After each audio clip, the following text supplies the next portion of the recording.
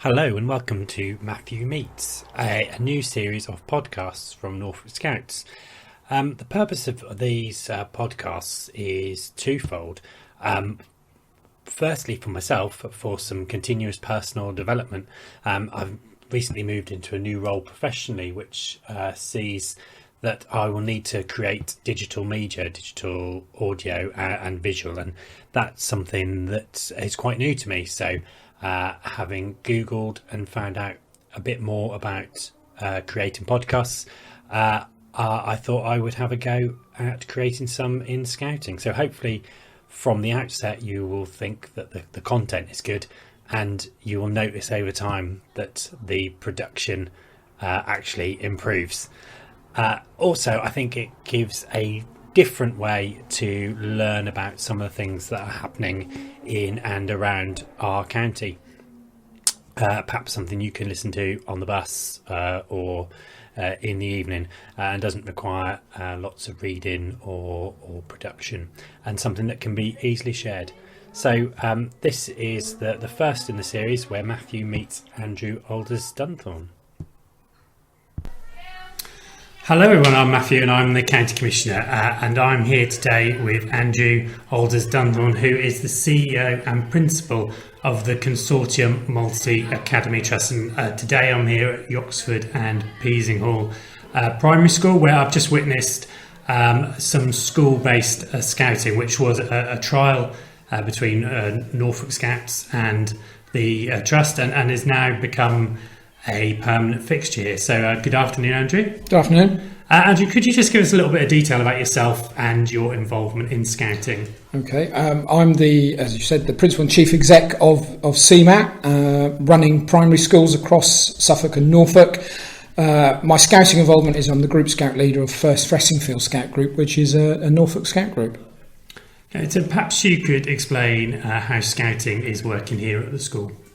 Well, we've used the Friday afternoon where children after lunchtime change out of their school uniform and effectively change into their scout uniform, and we've embedded an informal curriculum based around scouting and achieving scout awards.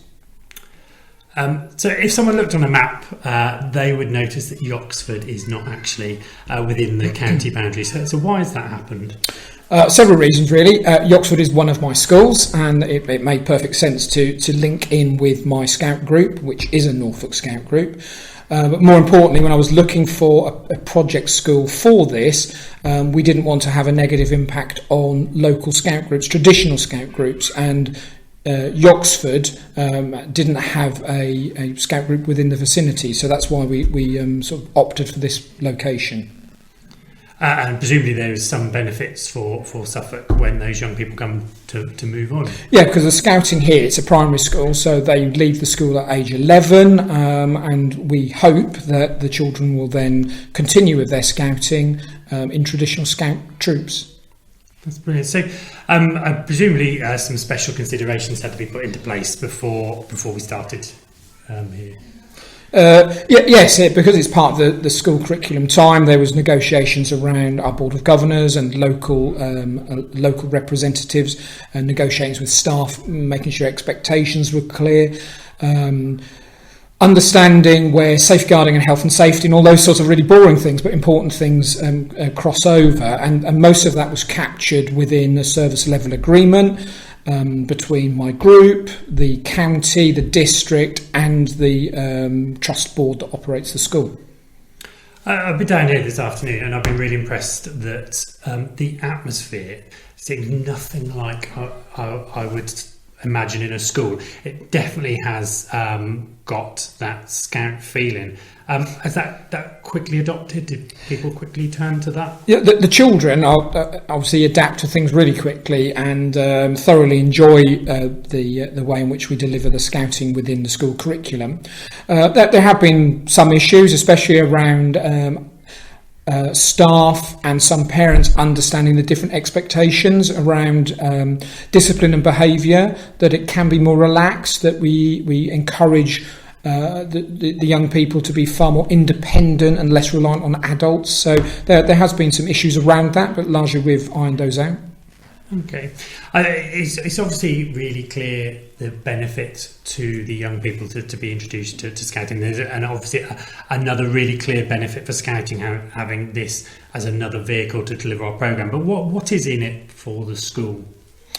Well, a lot of it is around developing those soft skills that you can't deliver in a classroom. So it's around independence and resilience and interpersonal relationships and those sorts of broader things that are more difficult to develop within a school environment.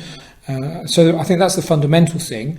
There's also key things which are very much in the press at the moment around young people's mental health and well-being and the connection about being outdoors, being more active, tackling the obesity issue that we have in young people as well. So there's a whole range of things that are feeding through that support the school development as well.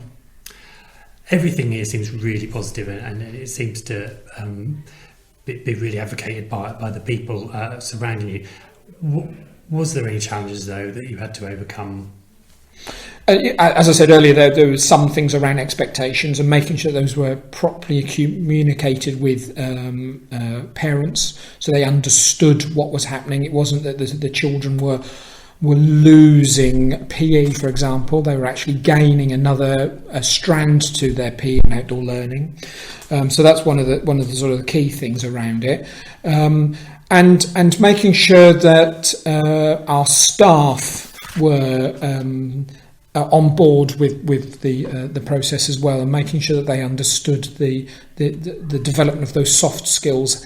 And we've had some issues around linking what we're doing in Scouting to the school curriculum because we want it to be seamless. Largely we've addressed those now. You mentioned the parents' expectations. What has the parents' response been to Scouting? The parents' response has been really positive. There's always wobbles with parents when there's something changing in a school, but that's very quickly been addressed. What we're starting to find now is that it's doing the sorts of things that we would want it to do for a school, and that's promote the school to the wider community. And we're now seeing families choose this school because of the Scouting element within the curriculum. So that's really positive for the school and for the wider community. And I think the people that I've met this afternoon, that this isn't just teachers running Scouting, these are volunteers who are coming to the school to run this section. Yeah, there's a combination of people there. There are people that are employed by the trust as part of our outdoor learning team who are also Scout people, Scout leaders, me included, and we contribute our time. But we've also recruited parents to support us in this, and the next stage of this journey is to sort of really get some local volunteers that are going to move this project forward. That's super. And do you see a future for Scouting working closer with formal education to deliver our Skills for Life strategy? Yeah, absolutely. We have seen a multiple of advantages to this for our young people, for our staff, for our wider community.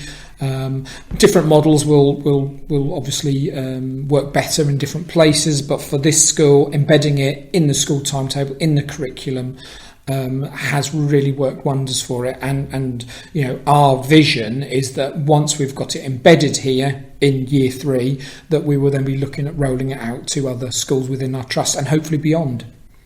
Super. Right, Sandra, we've got some quick questions now. So what is your greatest Scouting memory? Well, as you know, Matthew, international is a big part of my Scouting thing, and my links with our partners in Kenya at the orphanage there, and the expeditions that we run every 3 years. So those are certainly in the top of my memories.